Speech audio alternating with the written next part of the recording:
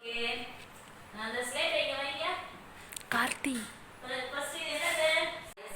I succeeded. Succeeded. இந்த எடுத்து கையில வச்சிட்டேனா? இது ஒரு சின்ன விஷயம் தான். சரியா? இது என்னது? சின்ன விஷயம் தான். முத thought. சரியா? அடுத்து என்ன செய்றோம்? Action. சரியா? அப்ப distance between thought and action. Distance between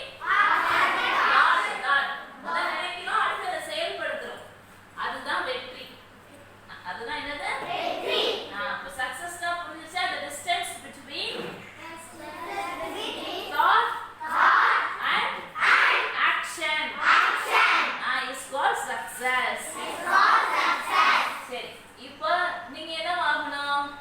What do you want to become? I want to become a collector. சொல்லுங்க. Very good. What's your name, pa? My name is Subiksha. சரி, இப்போ என்ன கிளாஸ் படிக்கிறீங்க? 5th standard. 5th standard. இப்போ 5th தானே படிக்கிறாங்க. Collector ஆகணும்னா என்னென்னலாம் எக்ஸாம் எழுதணும் அவங்க? நிறைய படிக்கணுமா?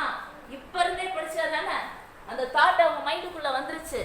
அப்போ அவங்க சக்சஸ்ஃபுல்லா பர்சனா வரணும்ல. அப்ப daily you have to take steps. Okay? ஆமா. நீங்க என்னவா ஆகணுமோ மத்தவங்க நீங்க என்ன ஆகணும்? What do you want to become? I'm a soldier. You want to become? Soldier. Soldier. Very good.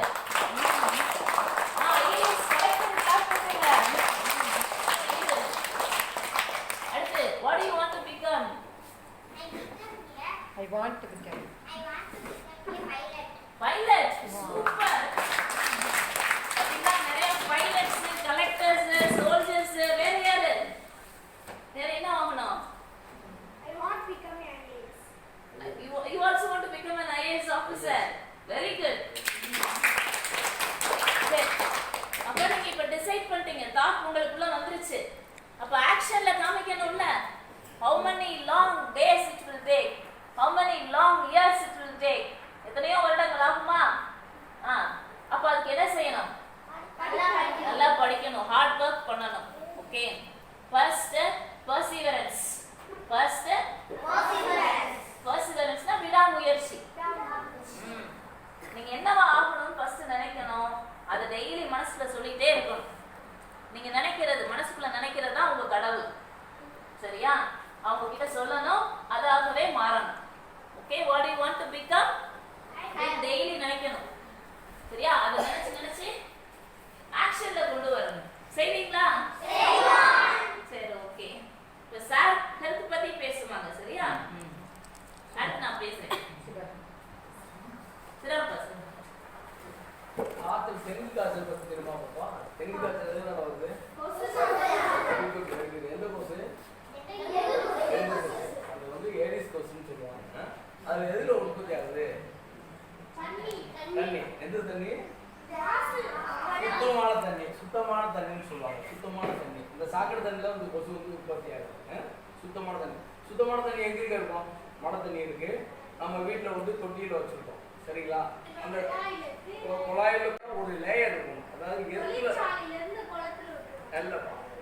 எர்த்துல இருக்கிற தண்ணி மழை தண்ணியில வந்து இருக்கும். சரிங்களா? நம்ம பெரும்பாலும் வந்து இந்த கொசு வந்து நம்ம வீட்டுல இருக்கு பாருங்க.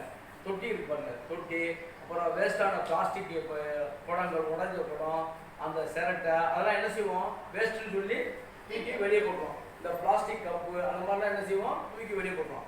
அதில் தான் வந்து இந்த கொஞ்சம் தண்ணி இருந்தாலும் அந்த ஏடிஸ் கொசு வந்துடும். வந்தோடனே என்ன ஆகும்? முட்டையிடும். முட்டையை பார்த்துருக்கீங்களா? எப்படி பார்த்துருக்கீங்க? ரொம்ப அது மைக்ரோஸ்கோப்ல பார்த்தா தான் தெரியும். ரொம்ப சிறுதாக இருக்கும். அதில் என்னன்னா தண்ணி பட்ட உடனே என்ன ஆகும்? ஒரு புழு மாதிரி வருமா? லார்வான்னு சொல்லுவாங்க. புழு மாதிரி வருமா? அந்த முட்டையிலேருந்து லார்வா ஆகிறதுக்கு 1 to 2 நாள் ஆகும். தண்ணி பட்டோடனே அதுக்கடுத்து என்னவாகும்? பீப்பாவாக மாறும். இந்த அரட்டாளைன்னு சொல்லுவோம் பாருங்க. அரட்டாளை மாதிரி மாறும். அதுக்கடுத்து என்னவாக மாறும்? கொசுவா மாதிரி வளர்ந்தது. அதனால நம்ம வந்து பெண்களை கட்டுப்படுத்தணும்னா நம்ம இருக்கிற இடத்த சுற்றுப்புறத்தை வந்து சுத்தமாக வச்சுக்கணும். தண்ணி தேங்காமல் இருக்கணும். 2 நாளைக்கு ஒருக்கா வந்து அந்த தண்ணியெல்லாம் வந்து சுத்தம் பண்ணோம்னா டெங்கு கொசு உற்பத்தியை தடுத்துடலாம். நம்ம வந்து ஃபீவர் இல்லாமல் இருக்கலாம். சரிங்களா? இதை கட்டுப்படுத்துறதுனால நம்ம ஒரு வந்து கொசுவை வந்து ஒழிக்கிறதுக்கு முடியும். இந்த டெங்கு காய்ச்சலை ஒழிக்கிறது.